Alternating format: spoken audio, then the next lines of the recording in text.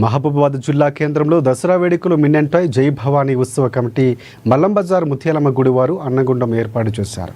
అగ్నిగుండం ఏర్పాటు చేసిన నేపథ్యంలో దీంట్లో 300 మంది భక్తులు పాల్గొన్నారు. అమ్మవారి నామస్మరణతో జై దుర్గా భవానీ అంటూ నిప్పులపై నడిచారు.